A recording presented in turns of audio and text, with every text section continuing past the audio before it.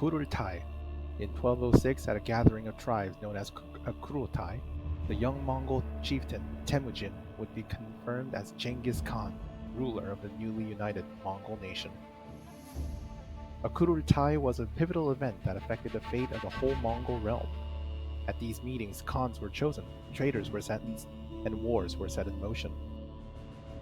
From every corner of the steppe, people under Mongol rule gathered at the heart of the Mongolian homeland to have their say.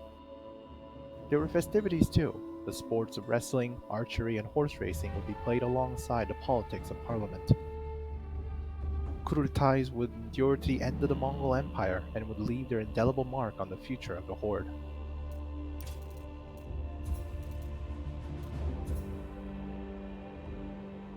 Spirit Banner. To a Mongol warrior, the horse was a supreme animal. Its power, spirit, and endurance were vital to his survival, and in leading him to victory.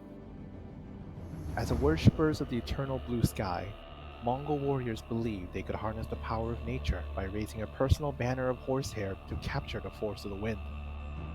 Black hairs were used in times of war, and white for peace.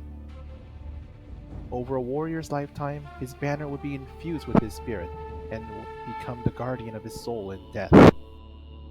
The warrior would be remembered by his descendants and kept close to his family through reverence of his spirit banner.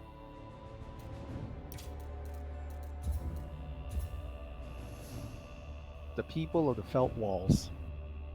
At the heart of the Mongols' nomadic way of life was a home of simple construction. A ger was a round tent of wood and felt that was quick to dismantle and transport. The ger was the domain of Mongol women. Inside its walls they were in command. Here they gave birth and schooled their children, provided food to passing travelers, and even had authority over their khan. Women made the ger's felt walls by hand-pressing wool into blankets. Mongols believed that through her graft and nurture, a woman's soul would become part of the felt she had crafted. And so when her blankets were passed to her daughters, she would still be with them, ingrained in the very fabric of their homes.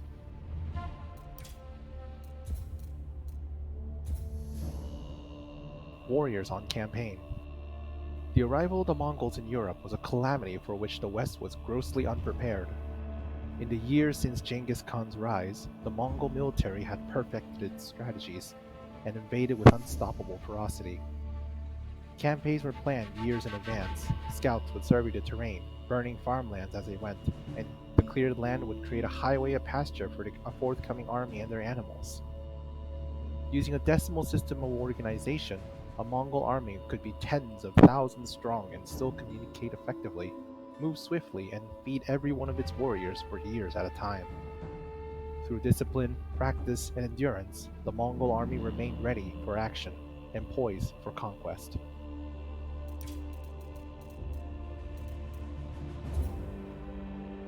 General Subutai.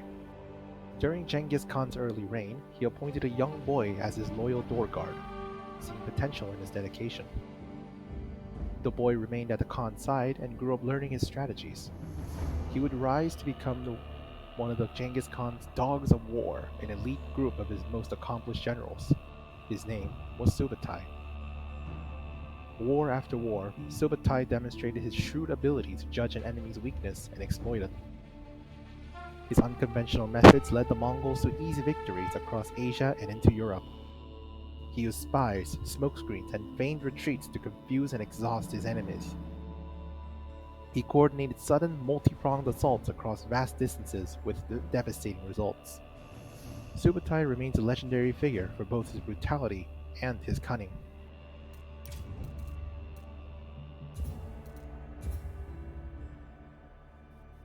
Queens of the Empire.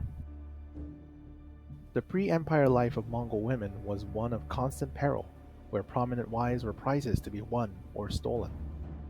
But when Genghis Khan ruled the Mongol nation, he transformed the position of women from possessions to equals, a reflection of his belief in the spiritual balance between male and female.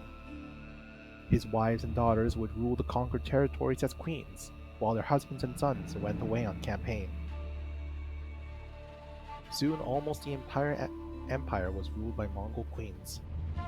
However, after Genghis Khan's death, it would be his own sons that would cause this delicate balance to topple. The position of women once again became uncertain as they were forced from power, violated, murdered, and chased into hiding.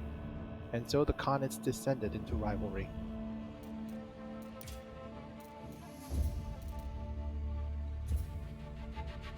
The Silk Road.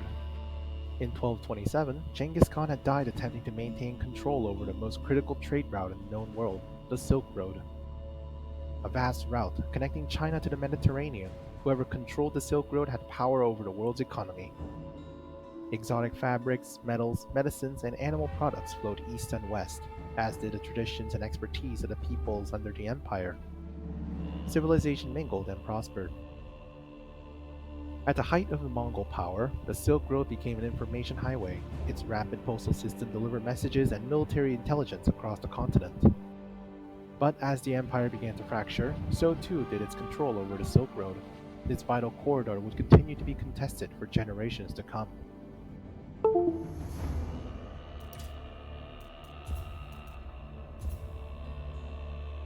Mongol Capitals. In just 2 centuries of conquest and adaptation, the Mongol way of life evolved dramatically. Traditionally among nomadic population, they adopted permanent structures and even capital cities. The old Mongolian capital at Karakorum grew from a collection of gers into a walled city with its own palace, its courtyard built around a gleaming silver fountain that dispensed bear's milk and wine. Genghis Khan's descendants captured the Rus lands and chose Sarai as the capital of the Golden Horde. And the great city of Chengdu became Khanbalik, the city of the Khan, the seat of the Kublai Khan's own Yuan dynasty. Despite embracing the grandeur of cities and the comfort of indoor living, the Mongols' nomadic heritage would always be close at hand. Within the city walls, a ring of traditional gers could be found, standing as a link to the roots of their legacy.